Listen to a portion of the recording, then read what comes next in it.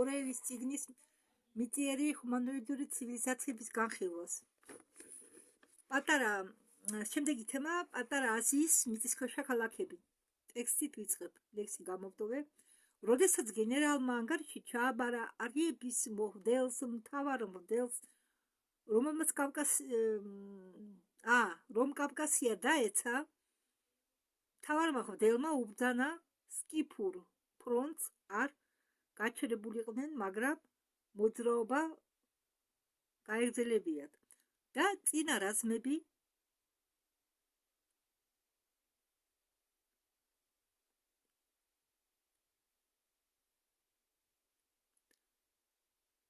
ფეხმავლის მოტორიზირებული გუნდი გორხას ხელმძღვანელობით შეიჭრნენ სამხრეთ სომხეთის ტერიტორიაზე მთა არარატთან ისინი გაანადგურეს და გააგრძელეს გზა. მანამ არიელების ჯარი გაიყო ორად. ერთო ნაწილმა გაიშურა დასავლეთის პატარა აზიაში, მეორე კი ნაწილი უდიდესი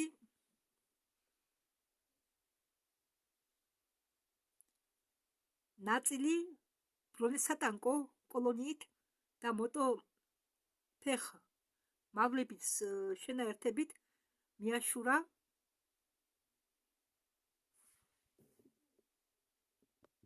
შუა ხმელეთისაგან.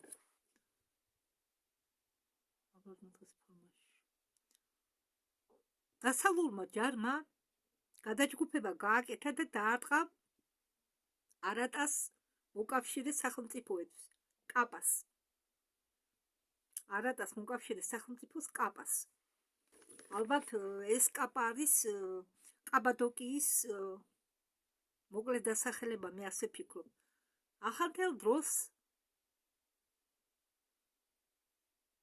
მშვენიერი ტყის ლანდშაფტი კაპასი გვაგონებს უდაბნოს მთვარის აზიას. აქ არაფერი იზრდება ქვების გარდა, მცრემლების და ქარების გარდა. ეს ადგილი განლაგებულია თურქეთში. ხო ვთქვი, დაბა გერემეში, კაბადოკია ყოფილა კაპა. საჰაერო შეტევების შემდეგ ჰიპერბორელების მიერ იქ შეიქმნა მაღალი კოშკები ვულკანური ლავისა, შავი ფერფლისა და ფერადი მოგონებებისა. ზღაპრულ ქვეყანაზე 5000 წლის განმავლობაში უხმა წვიმებმა და მარილიანმა ქარებმა ამ კოშკებს მისცეს უცნაური ფორმები. მიახლოებით მეშვიდე მერვე და მე-9 საუკუნეში ჩვენ ერამდე გაველურებული დედამიწელები, რომლებიც დასახლდნენ ამ ადგილებში, დაიწყეს ამ კოშკების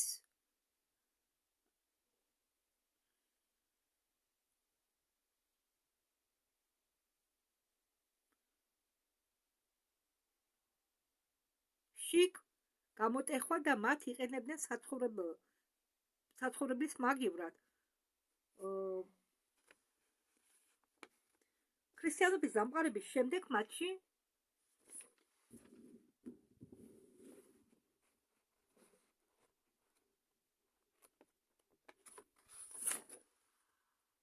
აწყობდნენ უზარმაზარ ეკლესიებს ლამაზ ხატებით კედლებზე, ბაზალტის ტაძრებში კიდია უზარმაზარი ჯვრები, როგორც ცასთან კავშირი.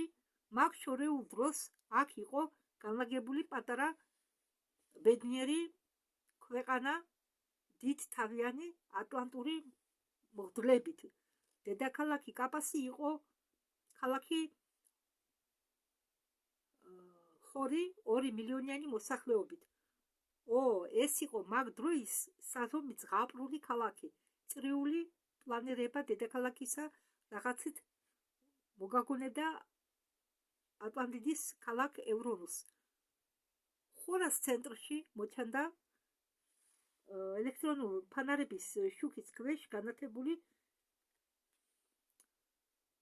სამეფო სასახლე, სამთავრობო შენობები და სამი პატარა ზომის პირამიდები. შადრევნების და ბაღების რკალის მიღმა განლაგებული იყო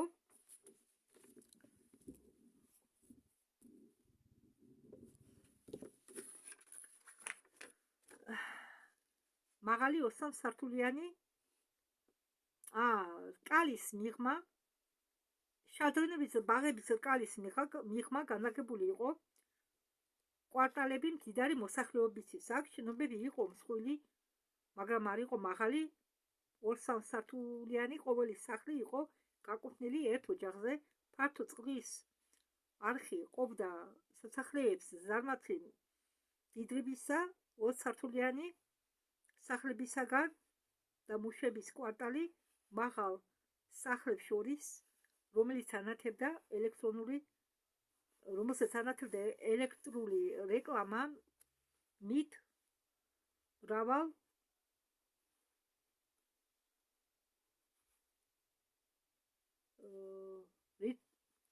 რიცხოვანი ფაბრიკები და პატარა ქარხნები უშვებდნენ შავ კვამს.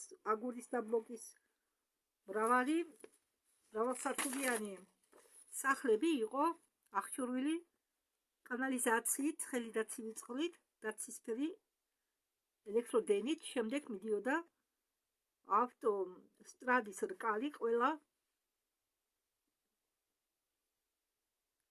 სამბორბლიან მანქანებს და 4-ბორბლიან რობოტებისგან შემდგარი ასფალტდაგებული შოსეს ლენტის მიღმა იყო განლაგებული ხმაურიანი ბაზრები, როგორც ფუტკრების გროვა, მაღაზიები და ჯიხურები. დედაქალაქის აღმოსავლეთით იყო განლაგებული სამოქალაქო აეროპორტი. იქ ყოველ საათში აფრინდებოდნენ და დაფრინდებოდნენ 20 ადგილიანი თვითმფრინავები 4 ფრთებით, რომლებიც მოგაგონებდნენ კუკურუზნიკებს. არ ვიცი ვინმე მოსწრები ხართ კუკურუზნიკებს, თუ გახსოვთ ძველებს. მხოლოდ კუდი იყო ვერტიკალური ამ თვითმფრინავებისა და ბრტყელი. ქალაქ ხორში იჭედებოდა ოქროს მონეტა ურიანი მეფის გამოსახულებით და აღმავალი მზის გამოსახულებით. ქვეყანა ცხოვრობდა და ყვაოდა ვაჭრობით და საწარმოებით. ქვეყნის ყულაბიდან ბევრი სახსრები მიდიოდა ჯარის მხარდასაჭერად, საზოგადოებრივი გზების მისახედად და მუნიციპალური სამსახურის სახალხო მეურნეობის ხარჯების დასაფარად. ერთი მასეთი სამართლო იყო ექსკავატორის რქებით მიწის გათხრა. იქ დიდ სიღრმეში კაპას მცხოვრებლები მიწის ქვეშ აშენებდნენ მიწისქვეშა ქალაქებს.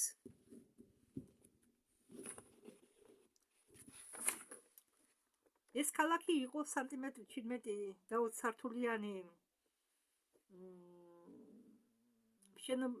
შენობებით. ისინი შენდებოდა იმ შემთხვევისთვის, თუ მოხდება მსოფლიო წარღვნა და მორიგი ტერმოატომური ომი. გორხას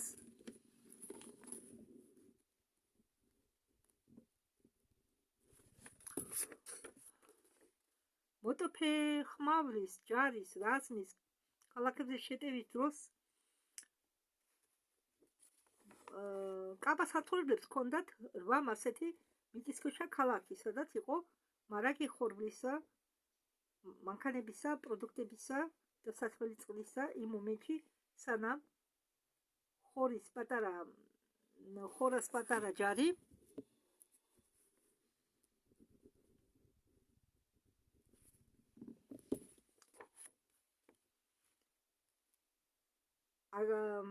აკაფებდა დიდ მოტოფეხმავრის რაზმებს, მტრისა კაპას მოსახლეობამ თავი შეაფარა ღრმა შახტებს. ესე იგი, სანამ ჯარი აკავებდა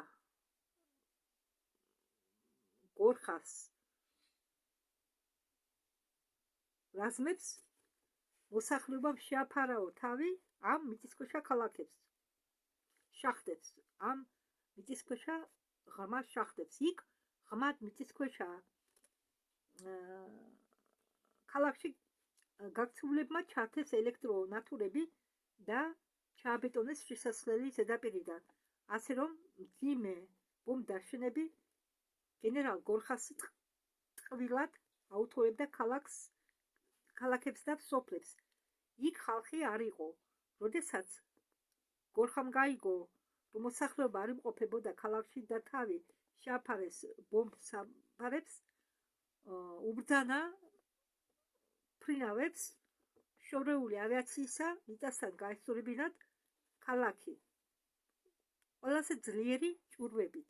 ფრინავებს ცოტა ზედმეტი მოუვიდათ პატარა აზიის განადგურების შემდეგ დასავლური ჯარი არიებისა წავიდა არავიული სამეფოების მიწების დასაპყრობად.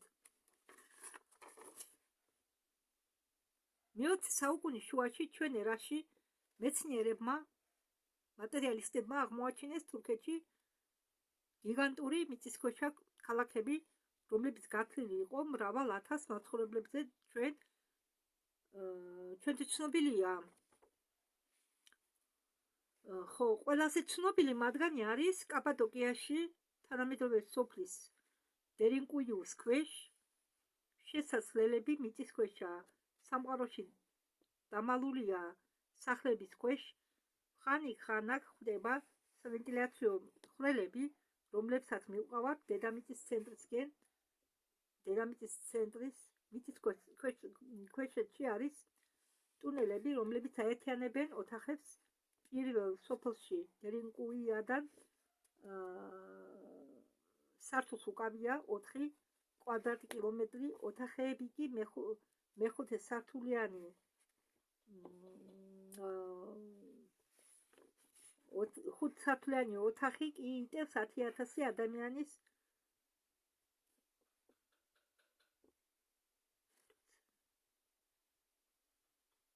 10,000 ადამიანურ დოცენტებს, დოქტორების და პროფესორების თქმით, ამ მიწისქვეშა კომპლექსში შეიძლება ერთდროულად დაეტიოს 300,000 ადამიანი.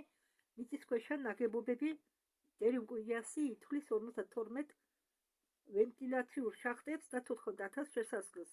ყველაზე დიდი შახტა აღწევს სიღრმეში 74 მეტრს.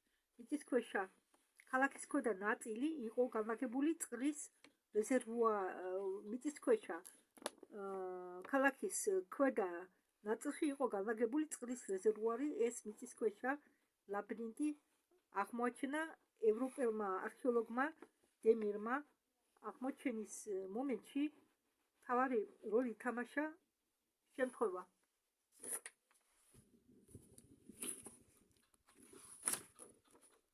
ყველა სახლები დერინკუიაში აღჭურვილია სარდაფებით, რომელშიც იყვნენ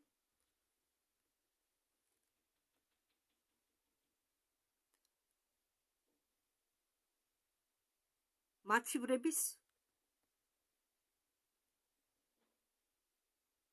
მაგივრად. ხო, ადრე იყენებდნენ სარდაფებს მაცივრების მაგივრად, რადგან იქ გრილოდა. ერთხელ დემირმა, ამ ევროპულმა არქეოლოგმა დემირმა სივნობის დროს წაიბორტიკა ერთ-ერთი მაცივრის მაგვარ ამობურთულ კიდეს. ცნობის მოყარეობის გამო მან დაიწყო მისი ჩაღმავება. რამდენიმე საათში მან ამოთხარა შესასვლელის საიდუმლო მიწისქვეშა ქალაქში და აი, ხოლო დღევანდელ დღეს მეცნიერებს, მატერიალისტებს ამ ადგილას აღმოაჩინეს 36 მიწისქვეშა ქალაქი. ყველას არ ქონდა მასშტაბი კაი მაგრისი და დერინკუიაში, მაგრამ ქალაქის დაგეგმარება იყო დამუშავებული და აშენებული ყველა დეტალების გათვალისწინებით. ადამიანები, რომლებმაც კარგად იცოდნენ ამ ადგილს, თვლიან, რომ აქ არსებობს კიდევ მრავალი მიწისქვეშა ნაგებობები. ყველა ცნობილი დღევანდელ დღეს ქალაქები ერთმანეთთან დაკავშირებულია ტუნელებით. დამაკავშირებელი კომპლექსის და არა, უკაცრავად, აქ ორი სოფელია აღმოჩენილი, ორი სოფლის ქვეშ აღმოჩენილი ქვედა ქალაქები, ეს კაიმაკლი და დერინკუია და დამაკავშირებელი ამ კაიმაკლის და დერინკუიას შორის შტოლკები. ესე იგი, რაცხა პატარა დერეფანები აღწევენ 10 კილომეტრს. მიწისქვეშა ქალაქებში არის ბევრი სამარხები. არქეოლოგმა ნახეს იქ მოგრძო თავის ქალები, არამიწიერი რასის ადამიანებისა მასეთი მოგრძო თავის ქალები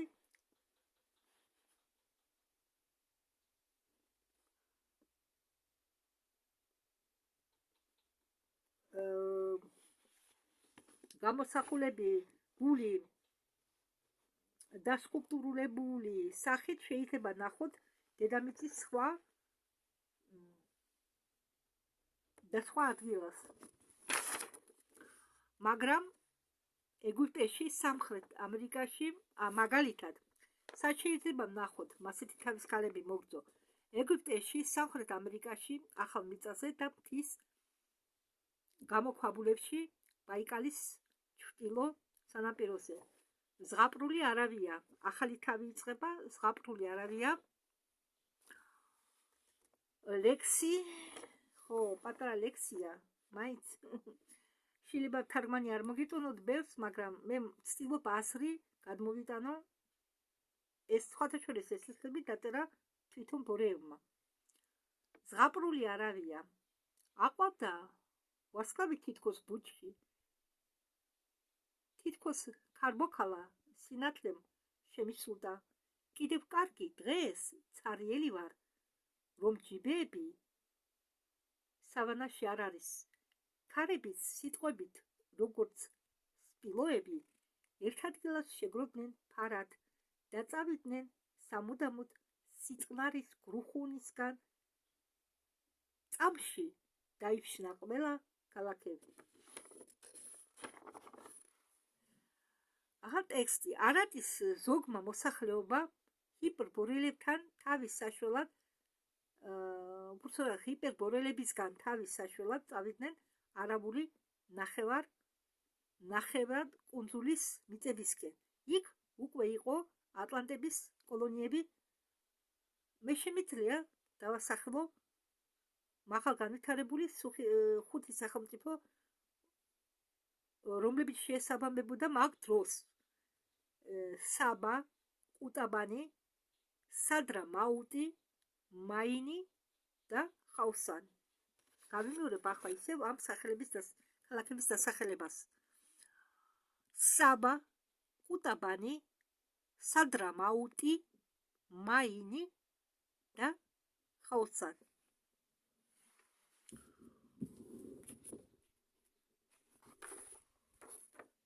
ამ სამეფოებით მართავდნენ მაგები ღვთლები, მუკარიბები.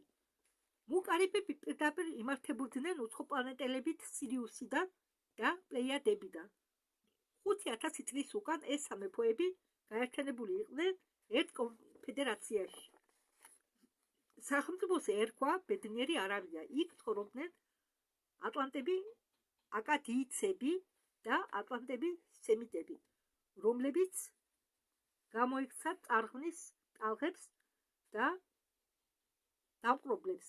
ეს იყო მშვენიერი ქვეყანა. აქ შენდებოდა მილიონიანი ქალაქები, განვითარებული საინფრასტრუქტურო კომპლექსით, 30 სართულიანი სათავბრჯენები, ატომური ელექტროსადგურები და ქარხნებით, სადაც ამზადებდნენ კოსმოსურ თანამგზავრებს და მრავალ საფეხურიან ევოლუციის დონეებს. უზარმაზარი წყლის არხები ფარავდა საუდეთის არავიის ტერიტორიას ზღვიდან ზღვამდე. არხებზე, ხელოვნურ მდინარეებზე, გესის პლოტინაზე გამომუშავდებოდა იაფიანი დენი ქარხნების და რობოტების სამუშაოდ და ქალაქის გასანათლებლად. 1987 წელს გერმანელმა არქეოლოგმა აღმოაჩინა არავიის უდაბნოში სადრა-მუთში უძველესი სათავბრჯენები, რომლებიც ეკუთვნოდა გამხრავ ცივილიზაციას ატლანტებისა. ზოგი სასახლეების და სამთავრო შენობების ნაწილი იყო მინიანი.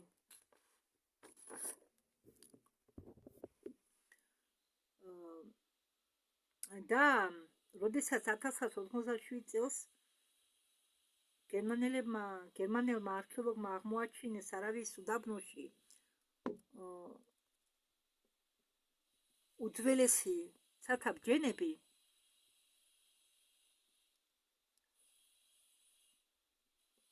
ზოგი სასახლეების და სამთავრობო შენობების ნაწილი იყო მინიანი.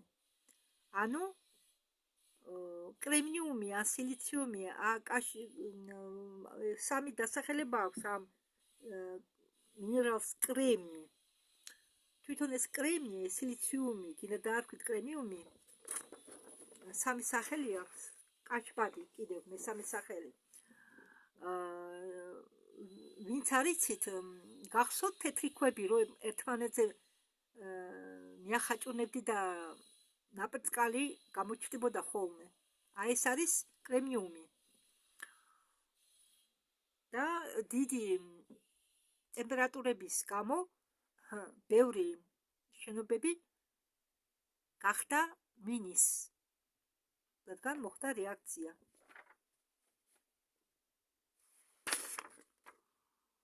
გარდაქმნა მინაში დიდი ტემპერატურის გამო,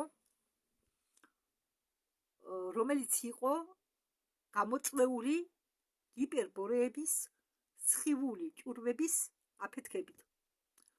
მიახლოებით 5000 წლის უკან ზოგმა სამხრეთ ქვეყანამ ყოფილმა კოლონიებმა ატლანტებისა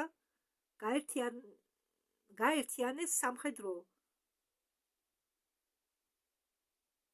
გაერთიანდნენ უბრალოდ სამხედრო კავშირში იმისთვის, რომ მიეცათ მყარი წინააღმდეგობა არიებისთვის, რომლებიც მოდიოდნენ კავკასიის მთებით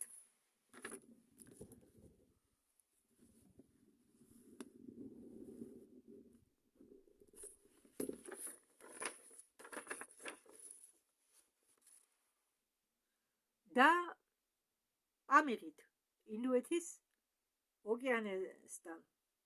დაიწყო მესამე მსოფლიო ომი მეოთხე წარღვნისა სახელმწიფოებს ჩრდილო აფრიკის, არაბისა, მეზდურეთში, მდინარეთა შორის, ანუ ხმელეთს შორის ყველგან სხვადასხვა თარგმანია და ინდოეთის ერთი მხრიდან და თეოკრატიული ქვეყნების, ევროპის და ჰიპერბორეის მეორე მხრიდან.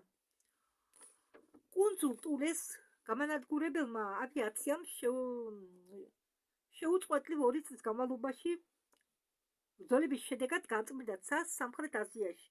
შემდეგ მოფრინდნენ მძიმე ბომბ დამშვენები B-52 და სახელმწიფო ბედნიერი არავიის არსებობა შეწყდა. მასეთივე ბედი ერგო ძველი ინდოეთის სახელმწიფოებს და რესპუბლიკებს და ამ მეზდურეთშიესაც, გინდათ ხმელთაშუა მიწები დაარქვით, გინდა მდინარე, ვაფშეტა მეზდურეთში შედგება 2 მნიშვნელოვანი სიტყვისგან, მეზდუ შორის, რეკა, მაგრამ აქ რეჩი, ესე იგი მრავლობითია რეკი, ესე იგი მდინარეებს შორისო ხმელეთი. ხმელეთი, რომლებიც განლაგებულია მდინარეებს შორის. ამიტომ ქვია მაგას მეზდურეთში. ატომური ჭურვები და ატომური იარაღით წაიშალა ლამაზი დედაქალაქი და მილიონიანი ქალაქები უდიდესი ცივილიზაციებისა.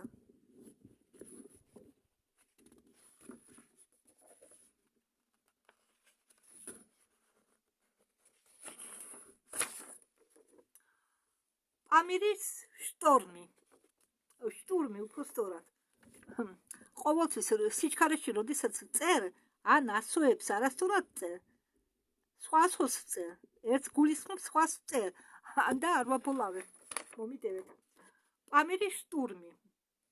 აქ ლექსი იყო პატარა, გაშოფთარნი რომ ასლი გადმომეტანა თუ რისი თქმა უნდა ბორეებს. შეიძლება ლექსის თარგმელი ცუდი ვარ, მაგრამ მომიტევეთ. ლექსი არ არის გადახაზული ყანები სასაფლაოს ჯვრებით, ხრინავს ალბათ ხრინავს,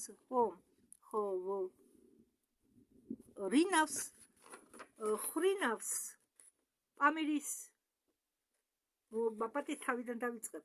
არ არის გადახაზული ყანების სასაფლაო ჯვრებით. ხრინავს პამირის მიწას, მოძრაობს ადგილებში.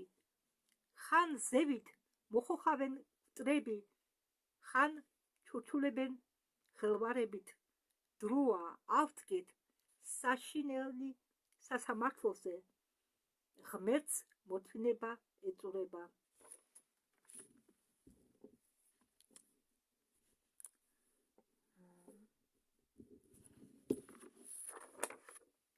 მესამე ნაკადი ჰიპერბორელებისა მოდიოდა კუნძულ ტულედან, ურალისკენ და დასავლეთით ციმბირში, დასავლურ ციმბირში.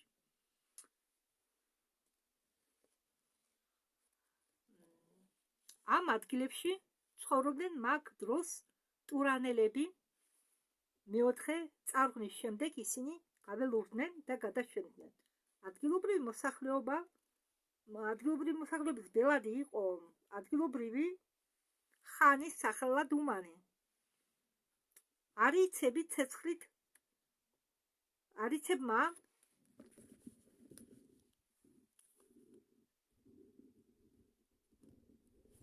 ცეცხლით ჩხარა დაიპყრეს ველური ტომები ტურანელებისა, დააჯინეს ისინი რკინის ცხენებზე და გარეგეს თავისი ჯარის წინ როგორც ცოცხალი ფარი. შუა აზიის, პამირის და ტიბეტის სახელმწიფოებში მყარი წინააღმდეგობა გაუწიეს მოტორიზირებულ კოლონებს ჰიპერბორელებისა.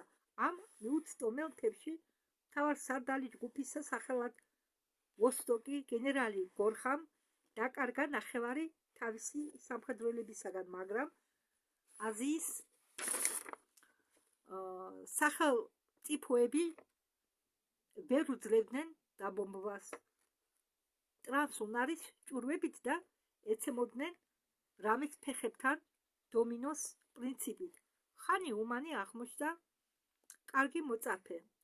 რამამ სულიერმა წინამძღვარმა აჩუქა მას ხანუმას თავისი საფრენი აპარატი ვიმანი, რომელიც აღჭურვილი იყო ატომური რაკეტებით და სხიური იარაღით. მინდა მე წინასწარ გითხრათ, რომ ამ თავი ხდლის რამას შესახებ ბორიეს აქვს ცალკე თავი. ეს თავი გონი აწი იქნება ცოტა მოგვიანებით ამის შემდეგ. ხო, სადაც რომელშიც ისყვება მხოლოდ რამაზე, მის ცხოვრებაზე, მის საქმიანობაზე. და ვინ იყო ის? და აი ჰიპერბორელებმა დაიწყეს სატანკო ჯარით მიწის ტკეპნა ისტორიამდე ცივილიზაციების ტერიტორიებზე, ალტაიზე, პამირზე, ავგანეთში და პაკისტანში. უფრო ხანძრივად წინააღმდეგობას უწევდა ინდოეთი, მაგრამ მისი ბედიც იყო გადაწყვეტილი. გმირი დამცველები მილიონიანი ქალაქებისა ინდოეთის ოკეანის სანაპიროზე ტერმოატომური რაკეტების აფეთქების გამო იყვნენ გადაქცეული აირის ღრუბლებად, რადიოაქტიური მტვერში, ფერფლში. ციხესიმაგრის კედლები მაღალი ტემპერატურისგან გახდა მინის, რკინის იარაღი კი ინდიელებისა აორთქლდა, როგორც ორთქლდება წყლის წეთები ცხელ ტაფაზე.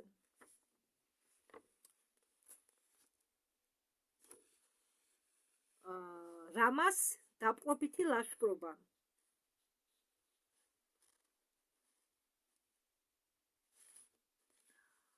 ხილად იყავით ფიქრებთან ხალხო, გზის ოცნებებთან ან გეგმებთან, რაზეც არ უნდა გაიფიქროთ დღეს.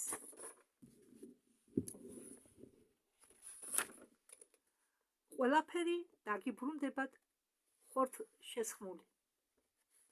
ესა მოკლე ერთ კუპლეტიანი ლექსი.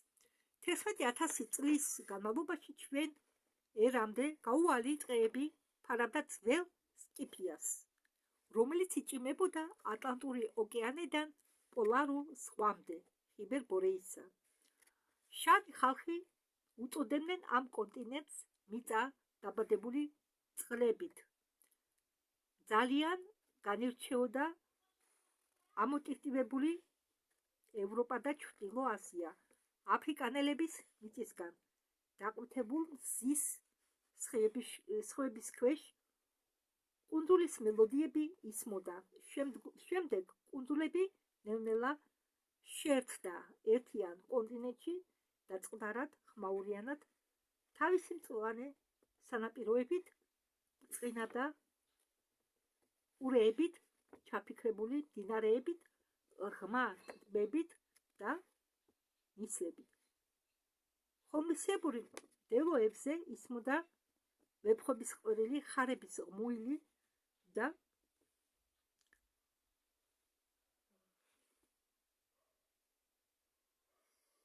სირბილი მოუსვენარი ცხენებისა, რომლებიც მიქრდნენ ჩრდილოეთისკენ დიდი ფარებით. აქ იყო ლექსი, გონი კი არის გადათარგმნილი. მიედინებოდა მის დინარე, რომელიც ჩვენ გვიღიტინებს წერვზე და ღრუბლები ეკიდებოდნენ ჩვენ ანკეზე და სატყუარაზე.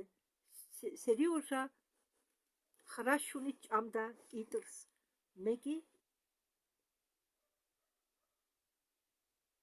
სატყუარაზე პურს ვამაგრებდი. გამეცინა სახე ალპიეცისკენ და ჩვენი სახეების გავლით მე წავედი ჩქარი ფრენით.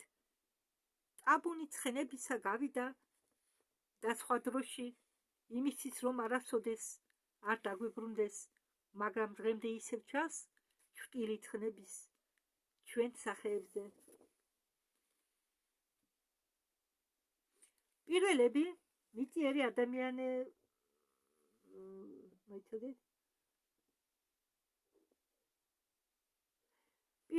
მიწიერი ადამიანებიდან ამ სამოთხის კუნძულებზე მოვიდნენ აფრიკანელები. ეს იყვნენ მონადირეები ლურჯ ფრინველებზე და სპილოს ძვლებზე და თავგადასავლებზე. ისინი მოცუდნენ თავიანთ გრძელცხრა ნავებზე ქვეყნიდან, რომელიც განლაგებული იყო ოდესღაც მაროკო, ალჟირის, ტუნისის და ლიბიის, ეგვიპტის და საუდეთის არავის ტერიტორიებზე. დრავიდები კვლავ ცეცხლსასროლი იარაღიდან დათვებს უზარმაზარ მელებს, უზარმაზარ ბიზონებს თავიანთი ჯიბეების ფარების შუქით აშინებდნენ ლომებს, პანტერებს, რომლებიც ბინადრობდნენ მაგ დროს ევროპულ ტყეებში. შავკანიანი პიონერები აშენებდნენ ციკლოპიურ ქალაქებს და საპორტო ციხესიმაგრეებს და მოდიოდნენ შორს ჩრდილოეთისკენ, მაგრამ 12,000 წლის უკან ღამის ცაზე დედამიწისა უცებ აინთოდ ერთდროულად 13 მზე. ცა აიჭრა როგორც გაბზარული ცა და ამ დროს მორიგჯერზე დედამიწას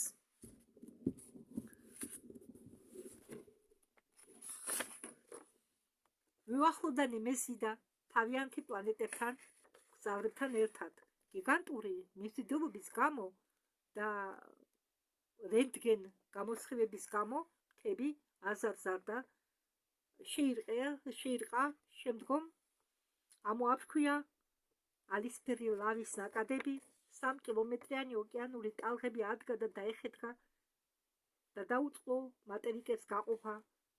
გაღვიძებულმა კონტინენტებმა დაიწყეს მოძრაობა, როგორც ახალგაზრდა ხარებმა და ღრენით დაუწყეს ერთმანეთს ბოდვა და დაუწყეს წყლეტმა ყველაფერ ცოცხალს.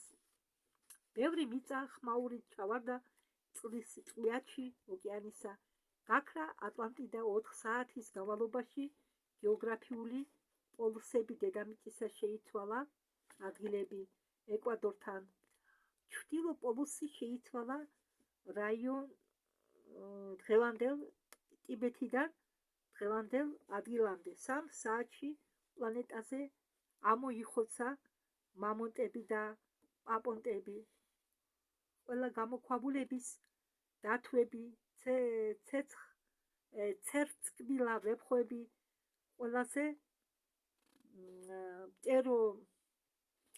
ყველა პტერო დაქტილები და დაქტილები ბოლო 2 საათის განმავლობაში დაიღუპა 4,5 მილიონი გიგანტური ადამიანი, უზარმაზარი გოლიათები, ტვინი, ღირსეული და სინდისი ტვინი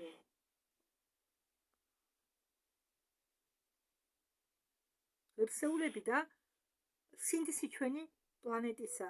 ისინი გაიყინენ ვერც კი მოასწრენ ტკივილისაგან და წყენისაგან, ვერც კი მოასწრეს დაცემა მიწაზე. ჰიპერბორეების მიწებზე აცივდა და საჭმელი გაქრა.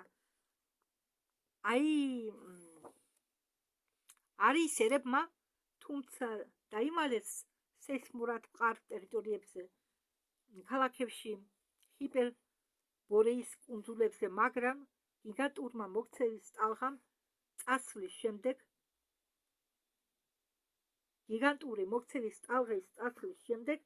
ვერ შეძლეს პურიჩოვნა ჩრდილულ მიწებზე. როდესაც მიწის ძვრები შემცირდა და ოკეანე დაუბრუნდა თავის ნაპირებს, არიებმა დაიწყეს თავიანთი სამშობლოს დატოვება. ჰიპერბორეის ემიგრანტები მიდიოდნენ კუნძულ ტულედან ევროპაში პირდაპირ ოკეანის წყლით. ტროპიკული ზღვები გაიყინა და ისინი გადავიდნენ ყინულით. სამოქალაქო პირების წინ მიბოდნენ ჯაშუშები, სატანკო კორპუსები და მოტოფერხმავალი კოლონები და არიებმა მიაღწიეს ჩრდილო ევროპას და აზიას, მაგრამ ეს მიწები უკვე იყო დაკავებული ისტორიამდე სახელმწიფოებით დავიდებისა და ატლანტებისა. დაიწყო სისხლელი ომი,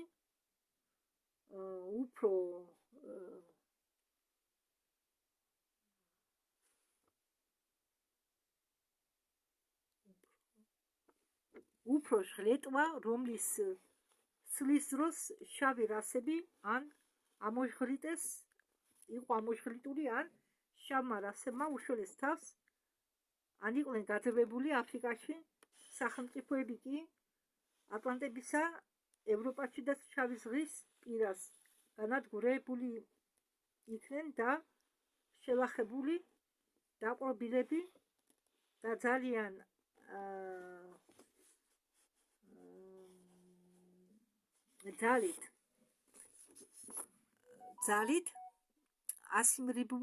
ასიმილირებული, ესე იგი, ვინც დარჩა ვერ გაიქცა, ისინი იქნაო შელახული და ძალით ასიმილირებული. ესე იგი, ქალები გაპატიურებული და რასაკვირველია, მათი შთამომავლობა იქნებოდა საერთო. უნდოდათ ქალებს არ უნდოდათ მოუწევდათ. მერე ძველები გარდაიცვალებოდნენ, დარჩებოდნენ ახლები, თავისთავად შეეგუებოდნენ. რაც ხდება ასიმილაცია. ამ ატლანტიდას და ჰიპერბორეის შერევის შედეგად, ამ ატლანტელების და ჰიპერბორეელების შერევის შედეგად გაჩნდა ახალი ერი სკიფები.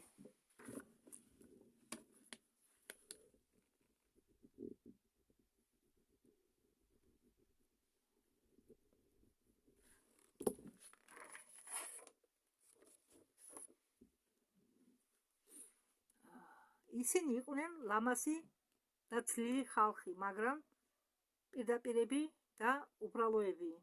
მათ არ უყვარდათ ტყვილი, სკიფებს არ უყვარდათ ტყვილი და თავის სიტყვას ასრულებდნენ ბოლომდე.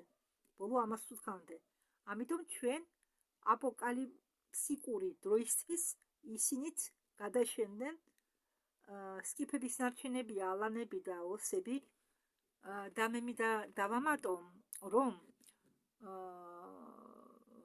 ნაჯერსა კაცოვას მაგას აქვს არხი, სადაც ის ყვება თავის ხილვებს, მასთან მოდიან ეგრეთ წოდებული არა, ჩვენზე მეტად განვითარებული არსებები, ღმერთებს რომ უწოდებენ და ისინი ყვებიან, აძლევენ თემას და ნაჯერსა კაცოვა ყვება. მე ხოლმე ვუსმენ ვალერია უბრალოდ მაპატიეთ ვალერია კაცოვას აუდიო ჩანაწერე ვიდეოებს და ერთ-ერთ ვიდეოში, სადაც ის ყვებოდა ჰიპერბორეელებზე, მან თქვა, რომ ოსები არიანო, ოსეთი არისო, ოსები, იგივე ჰიპერბორეელები და რადგან ახლა თქვენ რომ ყურადღებით თუ მოусმენთ ჩემ მონაყოფს ახლა ამ ვიდეოში და რამაზეც რომ იქნება ცალკე კიდე ვიდეო წინამძღოლ რამაზე მთავარახელმო დელზე თქვენ მიხვდებით რომ მე ნაჯერთა ვალერია კაცოვა ამბობდა სიმართლეს, რადგან სვანები, სუფთა ადრინდელი სვანები იყვნენ ლურჯთვალება თეთრები. ის მერე აუყვეს საქართველოში ყველა გადაჯიშდა, გადმოჯიშდა და თავისი პირველი იერი დაკარგეს. ისი ახლა ჩვენი სისხლები შენარები რომ ვერც კი გაარჩევ ვინ რისი ვისში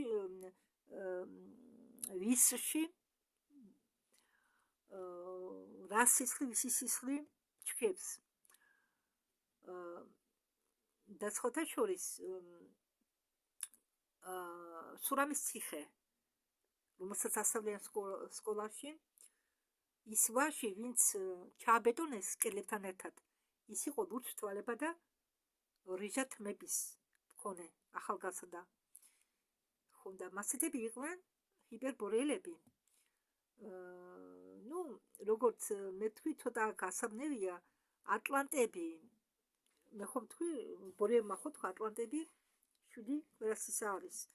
ჰიპერბორეელები თან ამ ყველასაში გარეული იყვნენ ტურანელები, რომლებსაც წითელი კანი ჰქონდათ, რომოახალები, მუქი ფერი, ყველას ფერები ეცვლებოდა და საკურველია. ვეგანელები მოდიოდნენ ჩვენთან დედამიწაზე და ჰქონდათ კავშირები და შემდეგ როგორც მე ვთქვი, პლეადინელებმა აწარმოეს გენეტიკური ექსპერიმენტები, რა დროსაც შექმნეს მონღოლოიდური რასა, მაგრამ რაღაც ნაწილით ეს მონღოლოიდური რასა ამ მონღოლოიდურ რასებში კოლბებში მათმა გაურიეს დაამატეს სხვადასხვა გენები უცხო პლანეტელების. მე ვამბობ უცხო პლანეტელები, თორე ისინი არიან უკვე მომავალში ცხოვრობენ და მომავლიდან ჩვენ ვსტუმრობენ წარსულ დედამიწას. თორე სამდვილეში მართალი თქოს უცხო პლანეტელები არ არსებობენ, ისინი მოდიან, ისინი ვართ ჩვენ მომავლიდან. დაუძახოთ უცხო პლანეტელები და ამ ხო რატომ მოყვები ხარ, რატო გვახსენე მე სვანები. სკიფებიო გადაჯიშდაო ბორევი წელს სკიფების შთამომავლობები დარჩა ალანების და ოსების სახით. სხვათა შორის ოსური ენა ყოფილა იგივე ირანული ენა და რამა იყო სკიფი და როგორც მე თქვი, სკიფებმა ასიმილიზაცია მოახდინეს ვინც ვერ გაიქცა მათ ატლანტებისა, იქაური მოსახლეობისა და შვეს სკიფები. და რამა მღვდელმთავარი იყო სკიფი. მან აიღო კავკასია, საქართველოს ტერიტორიაც ზღვისპირეთზე, მაშინ ცხოვრობდა, ბევრჯერ გამოითვალა ცივილიზაცია ზღვისპირეთმა და ბოლოს, როდესაც რამამ დაიწყო დაყურობა ყველა ტერიტორიებისა, ზღვისპირეთში ცხოვრობდნენ, იყო სახელმწიფო არატა, ცხოვრობდნენ ატლანტები. და შემდეგი თემა გახევის არის სკიფები. აქ ლექსია: მე ვიყავი ნაკადული, მოძრაობით არაფერთან არ ვიყავი დაკავშირებული, მოთვენა არ გამაჩნდა, აზროვნება არ ქონდა, მეზობელ ბიჭებთან ფიჭვებზე ცამდე დავძრებოდი, წვიმებით, სიცილით აფეთქებით დიდ მდინარეებს ვაბრაზებდით. ახლა ვიცი ბევრი ვარ, მე ბრძენი ვარ ჩემსა უბედუროდ, გაჭედილი ვარ მკაცრ დინებაში და ვერსად ვერ გავიქცევი ზღვიდან. პირველი 1000 წლეულის დროს ჩვენ ერამდე, როდესაც ხდებოდა სკიფების წინამძღოლი, მასთან ერთად იმარხებოდა მისი ცივი იარაღი, მისი გრძელი ცხენი, იმისთვის რომ მეომარმა შეძლოს მის ცხენზე იმ ქვეყნად ზეთიური მდელოებზე სიარული და მონადირეობა ცეცხლოვანი გველეშაპზე. ესე იგი, აქედან მოვიდა წესჩოულება ცხორკლად ცხენის შეწირვა, რომელსაც მნიშვნელოვან როლს ასრულებდა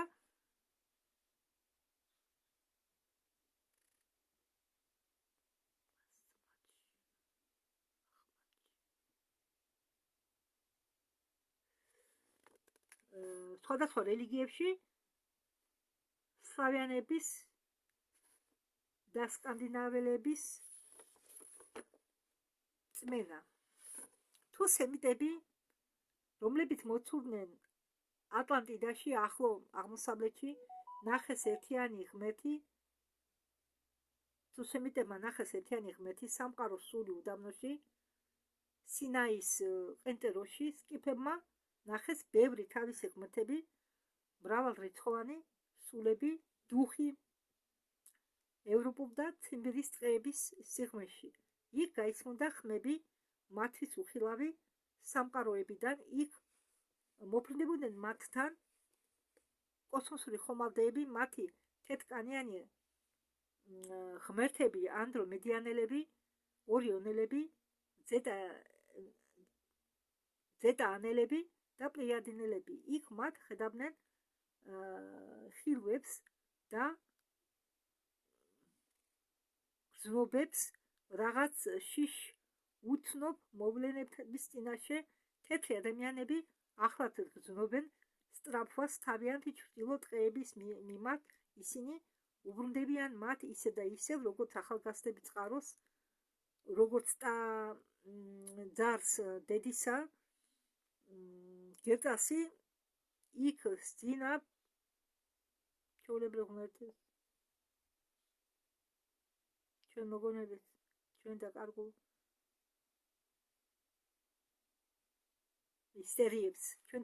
მისტერიებს. ატლანტიდის დროიდან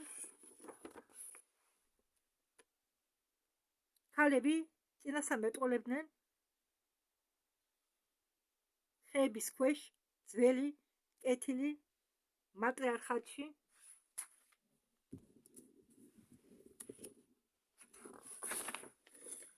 ყოველი ტომს ყავდა თავისი წინასწარ მეტყოლი ქალი, სკანდინაველი, ვოლუსპიც მაგვარი, თავის დროიდებთან ერთად, მაგრამ ეს ქალი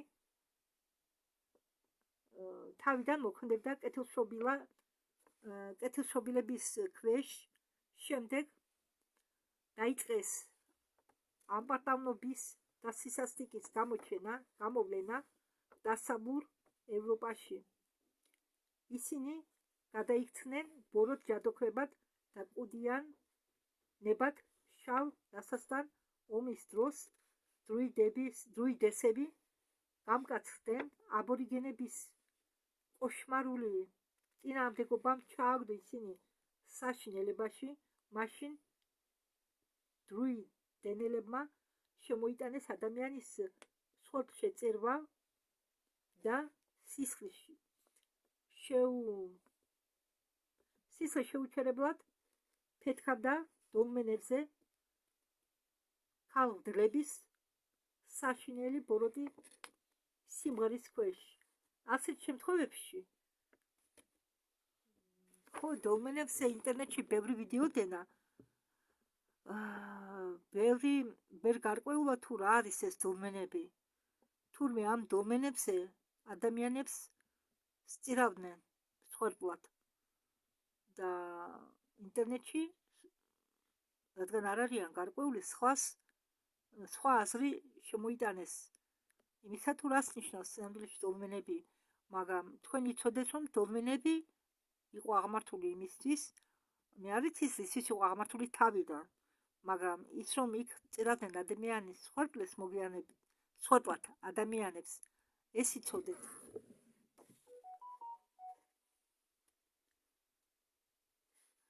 ასეთ შემთხვევებში ქვის სტოლპებზე, გრანიტულ გოლიათებზე კონცენტრდებოდა კოლექტიური ასტრალური ძალა და სიმძლავრე მოკლული სულებისა.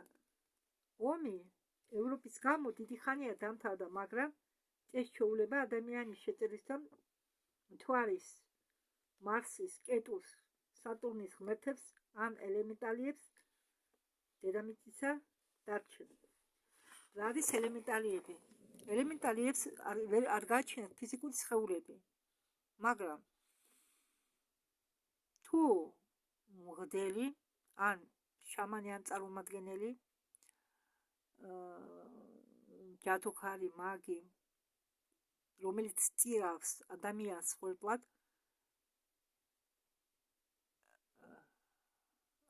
ამ ადამიანის სხორპლ შეწირვით ელემენტალიებს, ესე იგი ელემენტალიის საპატივცემულოდ, მათ შეუძლიათ ეს ელემენტალიები შეიყვანონ ცხოველების სხეულში. ან კვებონ ისინი და უკვე წვრილი სამყაროდან დავალება მისცენ.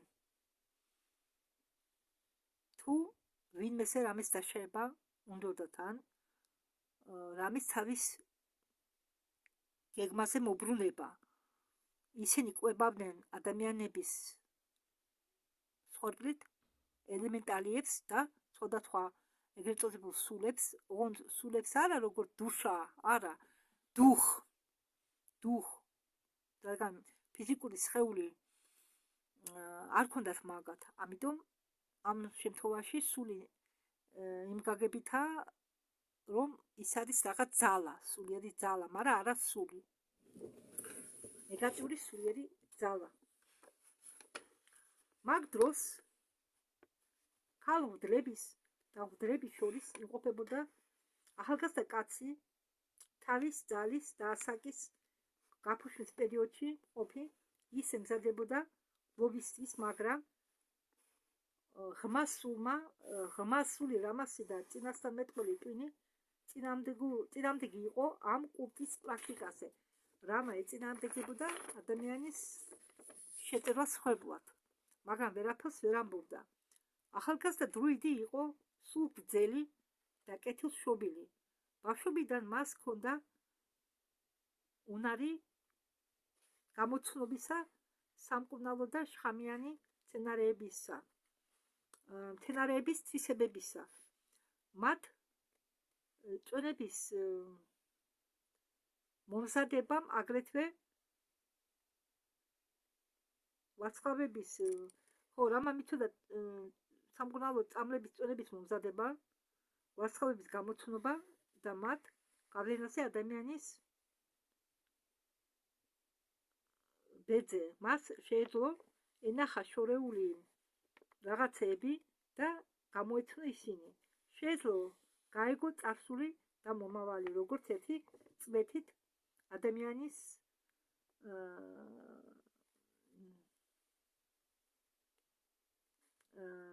ერთი შეხედვით შეეძლო ემსჯელა მთელ ერთი წვეთით ეგრეთ წოდებული გამოთქვა არის ერთი წვეთით ემსჯელა მთელ ოკეანეზეო. რამაც მასე შეეძლო ემსჯელა ერთი ჩასუნთქვით ადამიანზე. მას გავლენა ჰქონდა დროიდებზეც კი. რამის სიბრძნე შედგებოდა დროიდების უჯგობასთან საწინააღმდეგოდ კონტრასტისაგან. არიების დროიდები ეძახდნენ რამას უბრალოდ ის, რომელმაც ყველაფერი იცის. სკიფების უბრალო ხალხმა მას დაარქვა მაღლიდან მოსული სამშვიდობო დამცველი. კარგი, მე ამაზე შევჩერდები, რადგან კი პატარა თავებია, მაგრამ სამი თავია თითქმის გონი თვალწინ, ხო, სამი თავი. ამიტომ მე შევჩერდები ამაზე. ამ ადგილზე.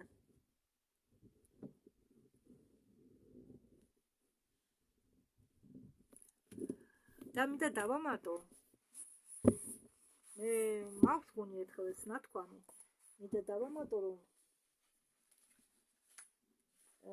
ინდური მახაბჰარატა ის წიგნები, რომელსაც თვლიან ინდურ წიგნებად და რომელსაც კითხულობენ მორწმუნე ოჯახებში ინდუსები, სხვა არა, ინდუსები.